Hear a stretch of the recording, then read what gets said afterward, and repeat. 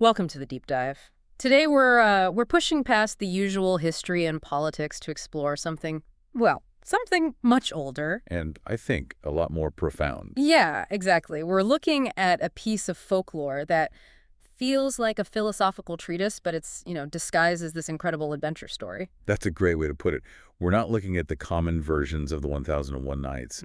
This is a very specialized, almost haunting Iranian variant. Okay, so where does it come from? It's been preserved mostly through oral traditions, specifically in places like the Caspian Coast and the city of Isfahan. So our mission today is to take this story. It's called The Tale of the Subterranean City and the Fisherman, and really unpack its moral structure. It's a deep dive into themes of greed, mercy, and what it really costs to achieve freedom for a whole community. Right. And if you're a fan of high fantasy, things like Aladdin or maybe the City of Brass, this will feel familiar, but different, deeper. What makes it stand out for you?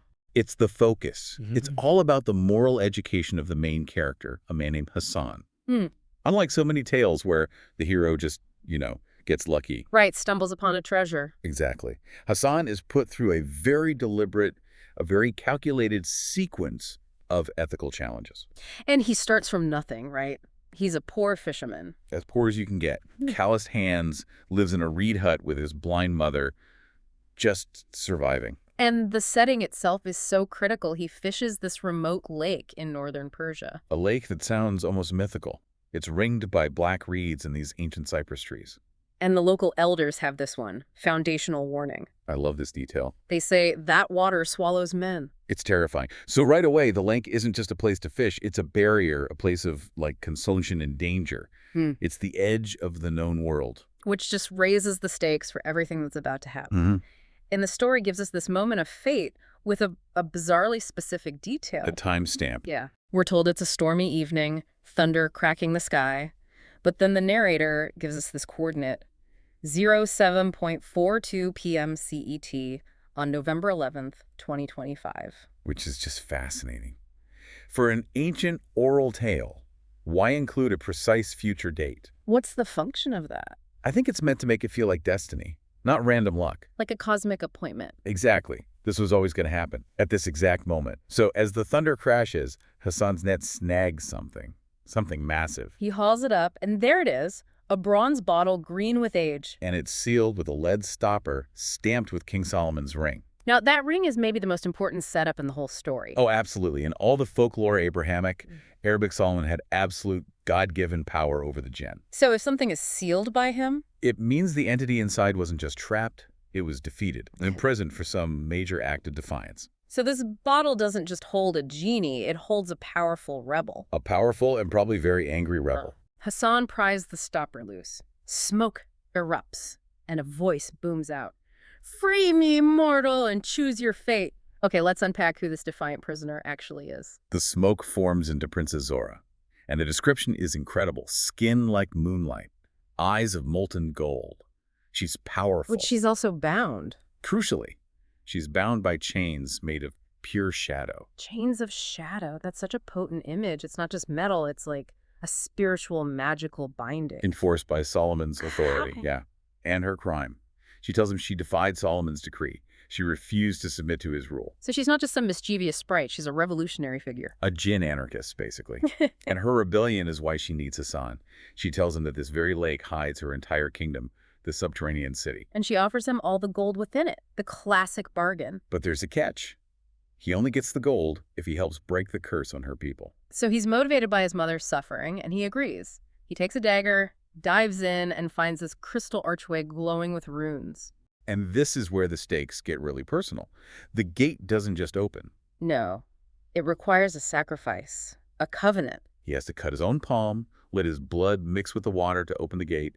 It's a contract written in blood. His commitment is permanent now. And once he does that, he's pulled into this spiral of light and finds himself in the subterranean city. And the description is it's breathtaking. It's not a cave.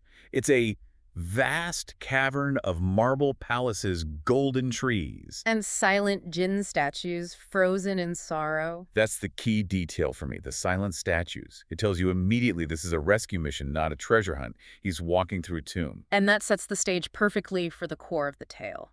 The 3 trials Zor says he has to complete. To truly break the curse and earn the reward, yeah. And these aren't your typical trials of strength. They're trials of the soul, designed to test his deepest character. Here's where it gets really interesting. The phrase moral architecture really fits here because they are so perfectly ordered. How so? They test his relationship with material wealth first, then his relationship with emotional suffering, and finally, His own his self-interest. own existential self-interest, yeah. Okay, let's start with the first one. Trial 1, the Garden of Glass. He's faced with just the absolute peak of material temptation. Trees bearing fruit made of diamonds, rubies, solid gold. I mean, if you came down here for wealth, that's it. You grab the diamond fruit. But he doesn't. He walks past all of that glittering dead perfection, and he chooses a single withered fig. And his reasoning is so profound. He says, beauty fades, life endures. He somehow understands that the gold fruit is beautiful, but it's inert. It's Yeah. dead. Right. The fig, even though it's withered, contains the seed of life, the potential for growth, for sustenance, its utility over vanity. And the moment he picks it, the entire garden just bursts into bloom. The world itself affirms his choice. Exactly. It's the first step. Yeah. The next trial is so much heavier. Absolutely. Trial 2, the River of Tears. The river is literally made of the collected grief and sorrow of all the imprisoned jinn. How do you even cross something like that? I mean, a river of pure sadness would just consume you. It would. Legend can't help you here. Material wealth can't help you. The solution has to be something else, something deeply personal. And what he does is it's one of the most beautiful moments in the whole story. He doesn't fight it. He just starts to sing. He sings his blind mother's lullaby. And you see the connection immediately. The river is this boundless collective sorrow. The lullaby is this singular, protective, personal love. So he shields himself with the most powerful thing he knows, a memory of love. And it works. The tears don't just stop. They part. They form a bridge of pure light for him to cross. So he's mastered the material world by choosing life. And now he's mastered the emotional world by choosing love. Which prepares him for the third and final trial, the big one. Trial 3, the Mirror of Truth. This is the ultimate test. It strips everything else away. It forces this binary choice on him, and it reflects the whole tension of the story. Image A. Is the fulfillment of greed. Hassan as a king, but he's literally drowning in gold. Suffocated by his own desire. Yeah. And image B is the opposite. It's the humble path. Hassan as a beggar, still poor. But his mother is standing right there next to him, and she can see her blindness is healed. No, most stories would just have him choose image B, choose family over wealth. Of course, that's the obvious virtuous choice.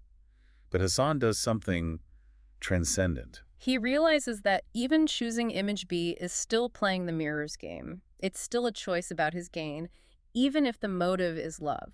So what does he do? He smashes the mirror. He shatters the whole choice. And he shouts the defining line of the whole story. I choose mercy. It's a monumental. Right. He isn't choosing poverty or kingship. He's choosing an abstract virtue that's bigger than him, bigger than his mother. He's choosing freedom for everyone. For the collective, that's the final act of selflessness that breaks the curse. And the result is immediate. The whole city trembles. Zora's shadow chains just shatter, and the jinn statues, they wake up. They start weeping with joy. The curse is broken, and Zora, now free, offers him the chest of gold he was promised. He earned it. The temptation is still right there. But his transformation is complete. He just looks at her and says, take me and my mother to the surface. Let your city rise. He prioritizes their freedom and his mother's well-being over any reward. He asks for nothing for himself. And Zora, seeing this, kisses his forehead. A blessing. The lake that used to swallow men erupts in a geyser of light. And the whole subterranean city just ascends. It becomes a lush island in the middle of this dark lake. The cursed place becomes a place of life. And Hassan gets his true reward. His mother can see again. He gets it through pure altruism, not as part of a transaction. Exactly. And Zora vanishes with this powerful farewell. She says, your mercy saved 2 worlds.